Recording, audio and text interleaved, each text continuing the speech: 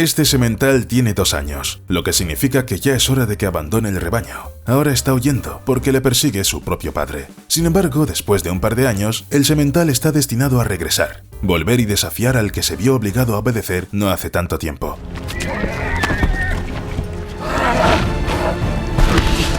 ¿Cómo lo conseguirá? Te lo contamos enseguida.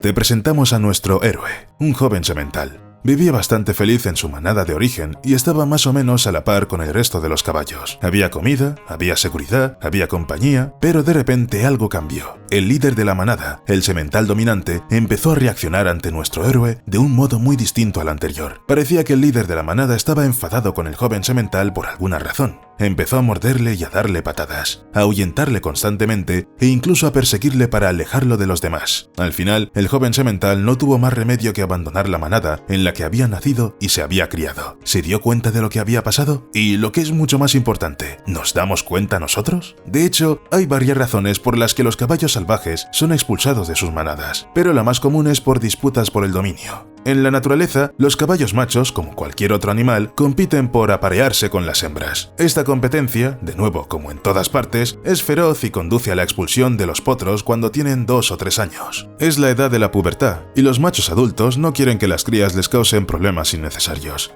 Y también que reclamen sus hembras. Es más fácil deshacerse de un semental joven antes de que empiece a complicarle la vida a todo el mundo. También es una forma de evitar la endogamia para los animales que viven en grupos pequeños. Cuando un semental es expulsado de un rebaño, suele encontrar otro rebaño que conquistar, donde no tiene parientes. En consecuencia, no hay endogamia y la descendencia es sana. Vale, un momento, intuyo que algunos de los comentaristas tienen las manos sobre el teclado para escribir que no hay caballos salvajes, y esos comentaristas tienen, de hecho, razón. Hace un par de años, los científicos llegaron por fin a la conclusión de que los verdaderos caballos salvajes se extinguieron hace tiempo. Así que, cuando hablamos de caballos salvajes, nos referimos a los descendientes de los caballos domésticos que una vez estuvieron en libertad hace mucho tiempo. ¿Ves la diferencia, verdad? No se trata de animales que nunca han sido domesticados y llevan generaciones viviendo en libertad, como algunos leones. Son aquellos cuyos antepasados convivieron con los humanos hasta que ocurrió algo. El ejemplo más famoso son los mustangs. Son descendientes de caballos domésticos españoles que escaparon y fueron llevados a América en el siglo XVI. En Australia son brumbies, también caballos domésticos escapados traídos por los colonos ingleses. Los mismos caballos salvajes se encuentran en pequeñas cantidades en Europa, en el Tíbet, en Nueva Zelanda. Bueno, no es especialmente sorprendente. Los caballos pueden escaparse de cualquier parte. Y ahora volvamos a nuestro joven semental. Privado de su manada, está solo, perdido, sin saber qué hacer. Después de todo, ha pasado toda su vida en el mismo rebaño. Parece que al pobre chico solo le espera un triste y pronto final. Pero entonces, ¿qué es eso de allí delante? Nuestro semental vio un grupo de caballos a lo lejos y decidió acercarse. ¿Cuál fue su sorpresa cuando resultó que todos los miembros de la manada eran sementales? Y ellos ni siquiera intentaron ahuyentar al recién llegado. Los caballos son animales sociales, pero en realidad nuestro semental no lo estaba haciendo tan mal. Contrariamente al mito popular, los caballos pueden vivir solos. La verdad es que normalmente no lo hacen porque las cosas son mucho más fáciles dentro de un grupo. Al menos hay más posibilidades de detectar a un depredador a tiempo porque los caballos salvajes son cazados por lobos, dingos y otros depredadores. Así que los jóvenes sementales que han sido expulsados de sus manadas nativas hacen lo más lógico del mundo. Forman sus propias manadas de solteros y es el lugar perfecto para vivir. No en este sentido. El grupo de solteros, en primer lugar, te permite crecer, fortalecerte y ganar fuerza. Y en segundo lugar, te permite aprender a luchar como es debido, porque esta habilidad sin duda le vendrá muy bien a cualquier semental en el futuro. Los caballos de las manadas de solteros se pelean todo el tiempo, pero basta con ver un par de esas peleas para darse cuenta de que aquí nadie intenta hacer daño a nadie. No hay la crueldad que se observa en las peleas reales por el territorio y las hembras, porque los sementales no tienen nada que repartirse, solo están aprendiendo y entrenándose. Esta es literalmente la parte de la película en la que el protagonista es entrenado por algún sabio gurú para convertirse en un superguerrero cool.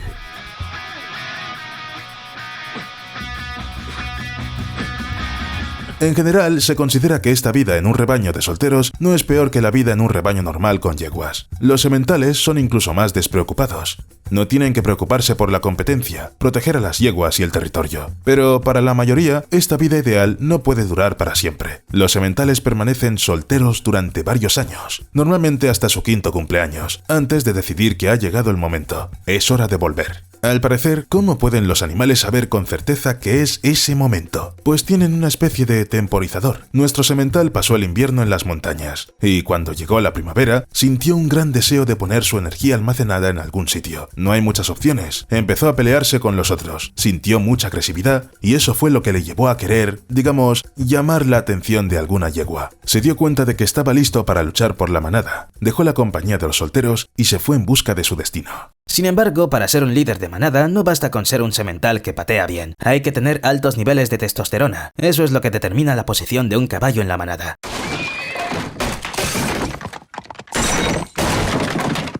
Los sementales no son iguales en niveles de testosterona. Los que tienen niveles bajos no reclaman a las yeguas, no intentan apoderarse de ellas y lo demuestran de todas las maneras posibles. En ese caso, se les puede permitir vivir en un rebaño normal, aunque tenga un semental líder. ¿Por qué no? No hay competencia. Otra opción es que pasen toda su vida en un rebaño de solteros, con otros sementales similares que no tengan suficiente testosterona para liderar. Y adivina qué, en la naturaleza, la mayoría de los sementales no quieren responsabilizarse en absoluto de las yeguas y se pelean por ellas. Esos sementales son bastante felices con un papel secundario o una despedida de soltero perpetua. Así pues, nuestro semental creció, sintió suficiente testosterona y fue en busca de una manada adecuada. Muy pronto encontró una manada, la suya, en la que había nacido nuestro héroe. Pero aún tenía su propio líder, el padre de nuestro semental, y este líder se comportó como debía. Es decir, ahuyentó al extraño, bramó amenazadoramente en su dirección y todo ese tipo de cosas. No importaba que el extraño fuera su propio hijo. Y además el caballo más grande siempre se interponía entre su hijo y las yeguas.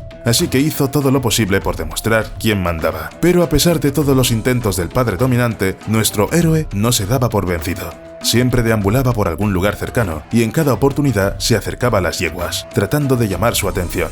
Esto no complacía a su padre, y una y otra vez las peleas se volvían más y más encarnizadas. Ninguno de los sementales iba a ceder. Las peleas de sementales son realmente muy emocionantes de ver. No se trata solo de golpes aleatorios con las pezuñas. Los caballos tienen sus propias tácticas. Suelen golpear a sus oponentes con las pezuñas delanteras, morderles en el cuello o darles patadas con las patas traseras. Y los mordiscos causan graves daños. Basta con ver cómo son las marcas de pelea para darse cuenta de ello. La mayoría de los sementales salvajes las tienen, y a algunos incluso les faltan las puntas de las orejas. Las mordieron. Los movimientos en la batalla deben ser rápidos e impredecibles, furiosos. A veces las peleas pueden incluso acabar en muerte. Por ejemplo, si un semental se rompe una pata. Lo mejor que le puede pasar es que la gente encuentre al semental y alivie su sufrimiento. No hay forma de curarlo.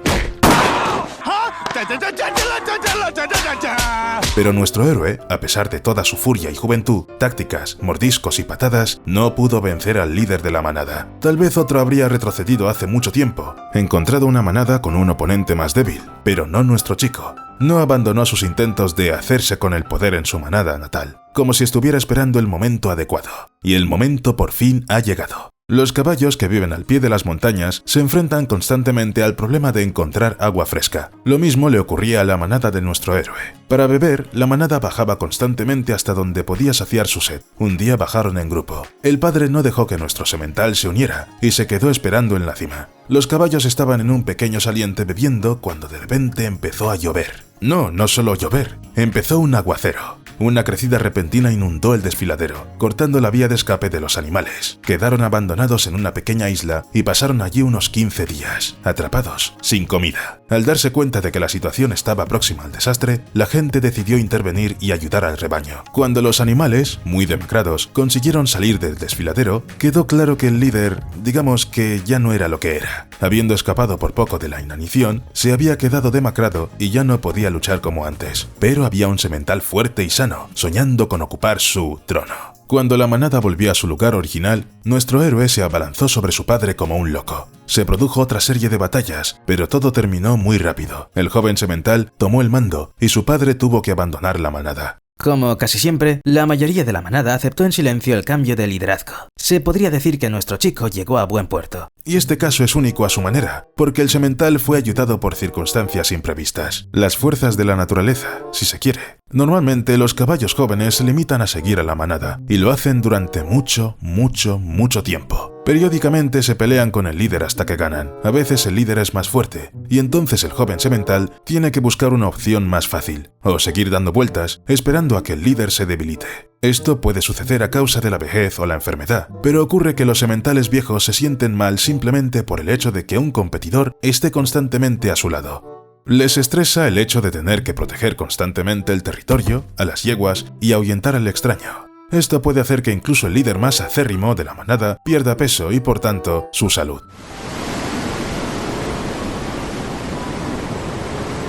Es debido al estrés de las peleas constantes con otros machos que los sementales suelen vivir vidas mucho más cortas que las yeguas. Por cierto, la vida media de un caballo oscila entre los 25 y los 30 años. Los caballos salvajes rara vez llegan a los 15 años, pero nuestro semental todavía tiene mucho tiempo. Ahora que es dueño de todas las yeguas del rebaño, es hora de conseguir herederos. ¿Sabes lo que eso significa? En solo un par de años estará ahuyentando sementales jóvenes como lo hizo una vez. El círculo de la vida, tal como es. Y esta vida es realmente muy interesante, porque los caballos se distinguen mucho de los demás ungulados. Muchos miembros de este grupo tienden a vagar en grandes manadas, buscando la seguridad en grandes números. Los caballos salvajes, en cambio, viven todo el año en pequeños grupos de 3 a 10 individuos.